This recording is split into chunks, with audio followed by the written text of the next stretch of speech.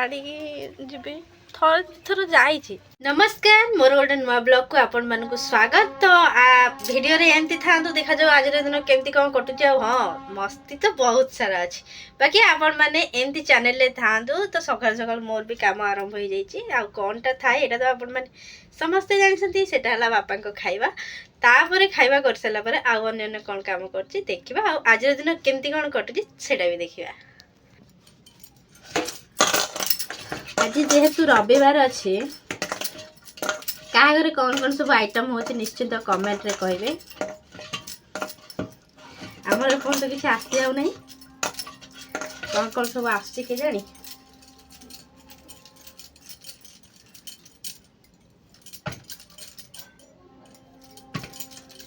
मो घरे एबे माने क्षीर पोड़ पिठा एते भल पाउसंती घर लोक। तो बो आज माउसी घर जीवार अच्छी सुजी पिठा हबु हूँ किंतु से कहले आ क्षीर जेहेतु 2 पैकेट थिला कहले कि आ गोटे क्षीर पोड़ पिठा गोटे करदे माउसी रू नहीं जा। तो आपण मैंने देखु एते सुंदर देखा पिठाटा माने जो जिनसा आखि दृष्टि आखि की जो जिन भल लगे तो टेस्ट जमती हो किंतु खाइबार गोटे आग्रह सेमती किंतु आर टेस्ट किंतु भल लगे तार ठीक क्वांटिटी सब पड़ी भल लगे केते सुंदर देखा देखु देखिले कितने सुंदर देखा पिठाटा मन बहुत ही बढ़िया देखा आर ना ये सबुठ सहज पिठा कह गले मो हिसाब से क्षीर पोड़ पिठा। आपण मैंने जदि भी क्षीर पोड़ पिठा न आसूची मो चैनल को जाएंगे क्षीर पोड़ पिठा चेक कर नियंतु आ सेई भली ही करंतु माने सुंदर टेस्ट पूरा बहुत ही बढ़िया आ खाइबा को बहुत सब मन भल लागियो।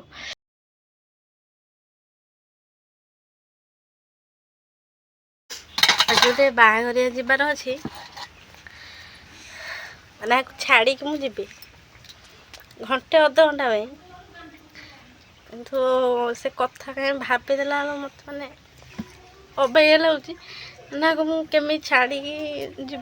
थर थर जाइए घर लोग भल तो केयर ने कितु आपको छाड़ी जावा कथा भाविला बेलू मैंने मो देह कौन हो जाऊँ कहीं जानी कितु थरे जाइली आ गोटे बाहाघरिया फास्ट जो जाइली बो आम खंजार छुआ मैंने समस्ते बहुत भल पाती समस्ते केयर भी नहीं रखी आज भी रखे ने किंतु आज आज भी से छाड़ी जी आम व्यस्त से एपर्यंत मो पाक आसी नाला एबे आसला ताकू छाड़ी गला मत एमती लगुच गोटे समय एमती भी थिला जो मोर पीसीओडी प्रॉब्लम रोला आ बेबी रही पार नाला मुझे ठाकुर को डाके प्रभु मत मत गोटे पिला दियो किंतु जदि माने मो दुख रही किंतु मुझे जन्म दे कि सांगे सांगे मरी जाए मोर दुख रही कि मत कहीं कहबेनि कि ये पिला जन्म न करी मरीची मु खुशी रे मरीची भी कि मो माँ है मरीची बोली बहुत खुशी रे मरी प्रभु बस मत थोड़े माँ हबार सौभाग्य दियो किंतु एबे लगुच हुए तो भगवान आज पर्यंत मत बचे रखी कहीं पुओ जन्म है मैंने गोटे साप पूरा आसिक मो देह उपर चढ़ी जाइला बोड़ा साप सेठू मु बंची माने शोची गोटे साप सलिक आसला हारी हठात कि देखिली पुअर मोर से शोलु किंतु सेठू मत भगवान जो बचेले मु भाविली कि आ मरण टाक जो पाखर देखिली मु भाविली मु डाकुली कौन किंतु आज मत देखईदेली किंतु से पुणी बचेले कि भविष्य जो माने पिला जन्म करी जो माँ माने मरी जाउसंती से केबे भी शांति रे माने मरु नथिबे आ केबे भी शांति रे सेपटे से रही पार नथिबे कहीं ना पिला को माने माँ है गोटे जिनस तो मु जाइली माने मु चाहेनी केबे मो देह भी खराब हो कहीं ना मो देह खराब हेले काले मो पिला को खाइबा पिया भल दे पारिबिनी अन्य मन तो देई नेबे किंतु मो मन सब भावे कि ना मो देह केबे खराब न हो आ जो माँ मानक भाग्य रे पिलार मुँह देखिकी भी न देखिकी जो मैंने मरुंट आठू दुख कथा कि नहीं बस मन गोटे कथा आसला हारी मु कहली मो मो जीवन कथा जिते मो माँ न होती से भगवान कौटे किंतु एबे कहूँ ମୋ ପିଲା ବଡ଼ ହେଇଯାଉ ସେଣି ମୋ ଜୀବନରେ ଯେତେ ଯାହା ଆସୁ ଆଉ ତା ଜୀବନରେ ସବୁବେଳେ ସେ ଖୁସିରେ ରହୁ, ବାସ୍ ଏତିକି ବି ମୁଁ ଚାହେଁ।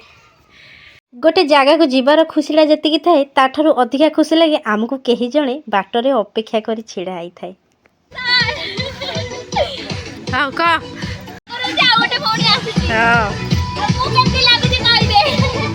ଅପେକ୍ଷାର ଅନ୍ତ ଘଟିଲା ଆଉ ଆମେ ଦିଦିଙ୍କ ପାଖକୁ ଏବେ ଯାଉଛୁ। ଆଉ ବ୍ରାଇଟ୍ ଆଜି ବହୁତ ହି ସୁନ୍ଦର ଦେଖାଯାଉଥିଲେ, ତା ସହିତ ଆଉ ସୁନ୍ଦରୀ ଭାଉଜଙ୍କ ସହିତ ବି ବହୁତ ଦିନ ପରେ ଦେଖା ହେଲା ଆମର। ଆଉ ବେଳେବେଳେ ଏସବୁ ଜିନିଷ ଅକେଜନ ରଖିବାଟା ଭଲ, ବହୁତ ଜଣଙ୍କ ସହିତ ଭେଟ ହିଁ ହେଇଯାଏ।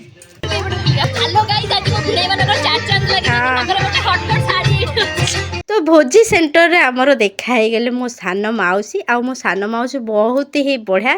ତ ତାଙ୍କ ସହିତ କିଛି ଫଟୋ ଉଠେଇ, ଯେହେତୁ ପୁଅକୁ ଛାଡ଼ିକି ଆସିଥିଲୁ ତ ବାରାତ ବି ଆସିବା ଷ୍ଟାର୍ଟ ହେଇଯାଇଥିଲା। କିନ୍ତୁ ଆ ଭିତରେ ଗୋଟେ ଜିନିଷ ନୋଟିସ୍ କରନ୍ତୁ ଆଜ୍ଞା, ମୋତେ ଏ ଭିଡ଼ିଓ ଦେଖି ବହୁତ ହି ଦୁଃଖ ଲାଗିଲା। ଆଉ ମୁଁ ଯେହେତୁ ଗାଡ଼ିରେ ଆସୁଥିଲି, ଗାଡ଼ି ତ ରୋକି ପାଇଲିନି, କିନ୍ତୁ ଗୋଟେ ଜିନିଷ ଦେଖନ୍ତୁ, କଅଁଳା ଛୁଆଟି ମାଆ ଟିକେ ତାର କହୁଛି ଯେ ମା ମୋତେ କାଖା, କିନ୍ତୁ ତା ମାଆ ତାକୁ କାଖେଇ ପାରୁନି, କାହିଁକିନା ସିଏ ଛତା ଲାଇଟ୍ଟାକୁ ଯେହେତୁ ଧରିଛି ସେ ତାକୁ ନେଇପାରୁନି। ସତରେ ଆଜ୍ଞା ଏ ପେଟ ପାଇଁ ହିଁ ଏତେ ନାଟ। ଆଉ ହଁ, ସବୁ ବରଯାତ୍ରୀ ଯେଉଁମାନେ ବି ଯାଉଛନ୍ତି ସମସ୍ତଙ୍କୁ ମୋର ଗୋଟିଏ ଅନୁରୋଧ, ଯେଉଁମାନେ ବି ଯେଉଁ ଲାଇଟ୍ ନେଇ ଯାଉଛନ୍ତି ଆପଣମାନେ ମଦ ପିଇକି ତ ନାଚୁଛନ୍ତି, କିନ୍ତୁ ତାଙ୍କ ଉପରେ ଚଢ଼ି ଯାଆନ୍ତୁନି। ଯେମିତି ଚଢ଼ାଗୁଡ଼ା ହେଇ ଲୋକଙ୍କ ଉପରେ ଚଢ଼ି ଯାଆନ୍ତି, ସେ ବି ଆଜ୍ଞା ମଣିଷ, କେବଳ ଏଇ ପେଟ ପାଇଁ ହିଁ ସେ ଏ କାମ କରୁଛନ୍ତି।